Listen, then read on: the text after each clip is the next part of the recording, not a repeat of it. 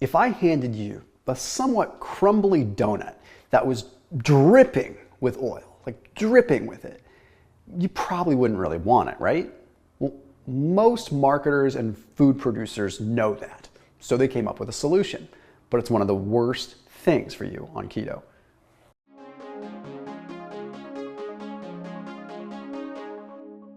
You see, saturated fats are stable. We eat a lot of saturated fat on keto. I don't think we should eat a ton of it, but we eat a fair bit, right? So like a naturally occurring saturated fat is stable. There is a double hydrogen bond in the middle of a carbon chain that's making it stable. And we don't need to go into like the molecular breakdown of it, but bottom line is a saturated fat is stable, but you can't just like automatically add a random saturated fat into most processed food into a donut. So they figured out, okay, well, let's find a way to use like relatively inexpensive oils that we can make these products with, but then hydrogenate the oil. So we're basically making a regular oil, a saturated oil, a saturated fat. Makes sense, right? Except for the fact that our body can figure it out. Okay. When you look at it just to the naked eye, it may look like a regular saturated fat that's now shelf stable, that can allow a food to taste good and look good. But when it gets in our body knows the difference.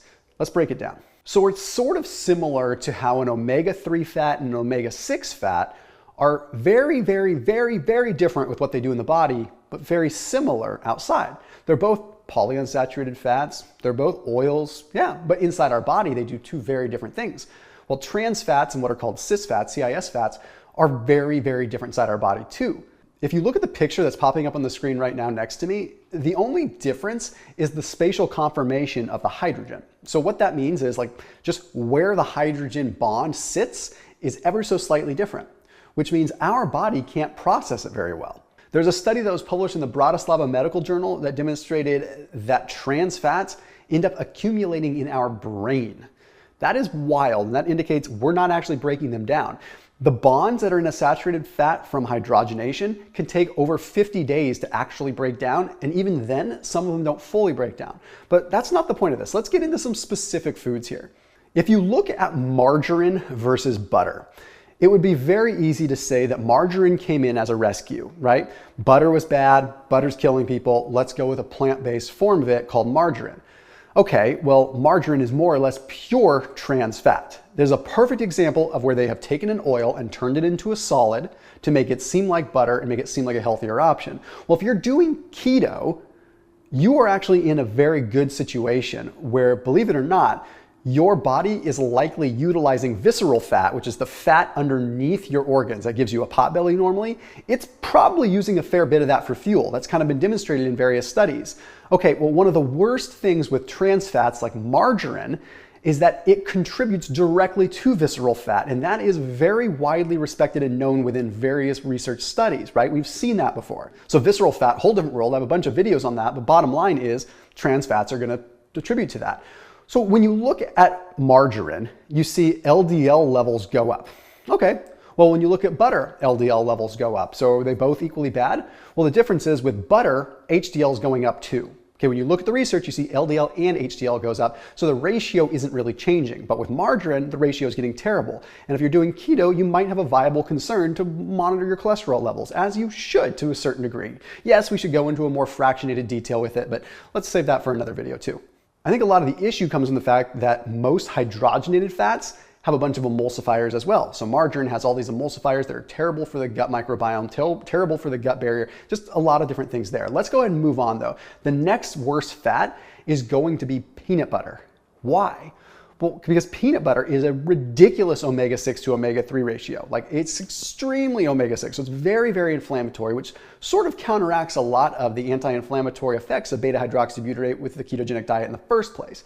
But then to make it even worse, most of the less expensive peanut butters are also using partially hydrogenated soybean oil. It may not sound bad because it's only partially hydrogenated. That doesn't mean anything. It doesn't mean a lick of a difference. The partially hydrogenated still has that same artificial bond that's created with the hydrogen. So it's still doing the same thing as far as breakdown in your body is concerned. Now let's jump over to some other fats that you should just do your best to avoid.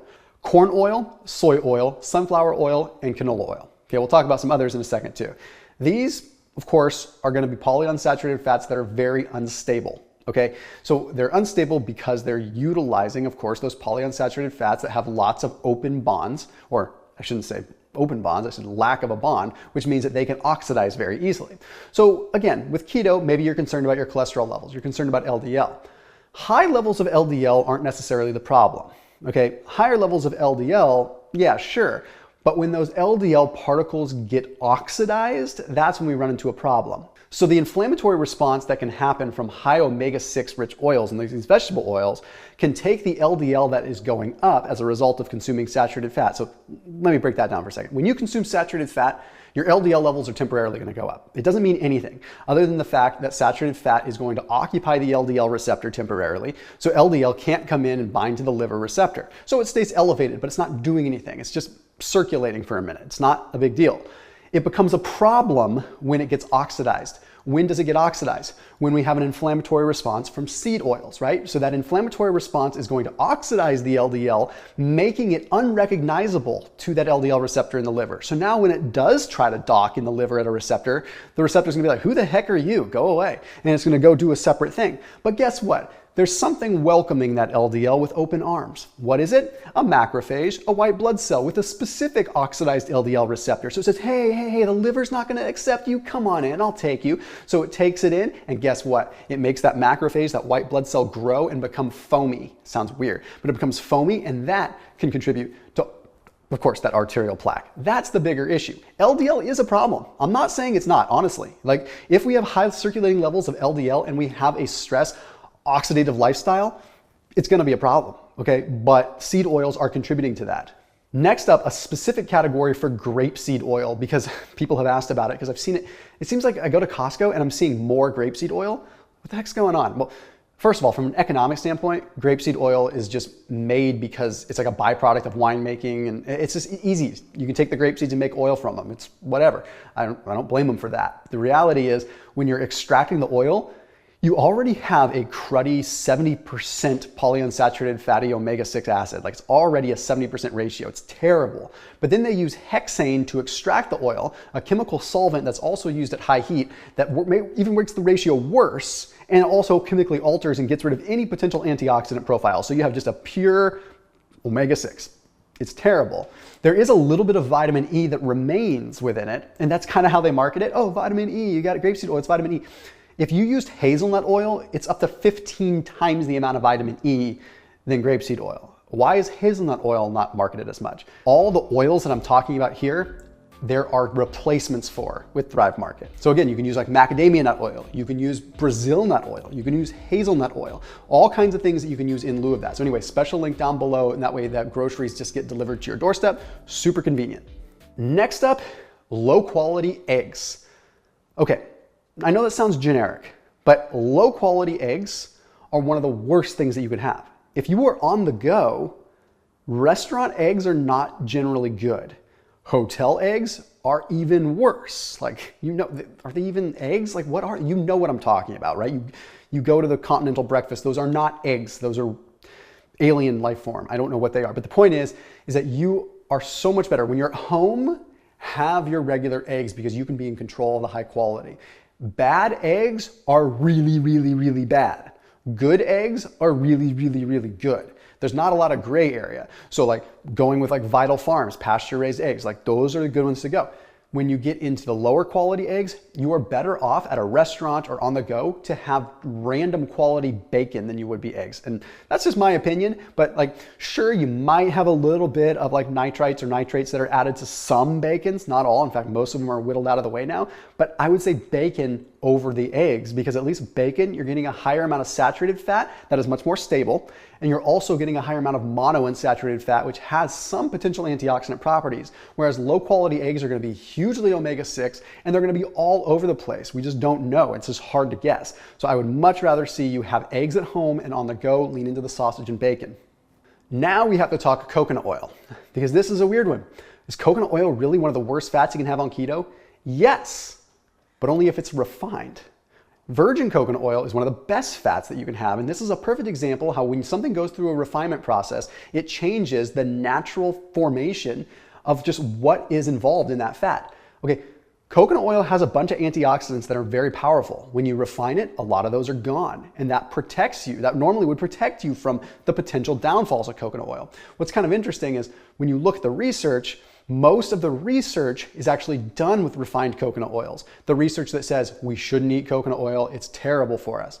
There's a study that was published in the journal Mechanisms of Aging and Development that found when virgin coconut oil was used in 2 studies, that it didn't increase LDL. It didn't have a negative impact on LDL. But if you look at some of the reports with refined coconut oil that don't usually specify that it's refined until you look into the details, there's an increase in LDL. And that's the stuff that gets marketed. Why does that happen? Well, probably because we still need to sit with the whole saturated fats are bad thing. And well, the reality is a lot of refined coconut oil isn't even saturated. I mean, it depends on the brand, right? They actually extract some of that and make it more liquefied. Interestingly enough, it has to do with the fact that it's occupying more of the LDL receptors and making it so LDL is just circulating more. Not even as big of a problem as people would typically think. It's just circulating LDL, not necessarily oxidized. Either way, the refinement breaks down the antioxidants that would protect that LDL from getting oxidized. So now you have a refined coconut oil that elevated LDL and doesn't have the protection from oxidation. Then the journal Medicinal Food had published something that really said, coconut oil is bad, we have it proven with rats. They took 12 rats, they put them on a high carb diet, and then they added additional fats to put them in a hypercaloric state. Okay, so they're already in a problem. They're in a hypercaloric state, which means inflammatory cytokines are through the roof, yada, yada, yada. Okay, but then what's interesting is they said coconut oil's bad because look at what happened. Okay, so they gave some rats an injection of coconut oil. The other rats, they gave salt water.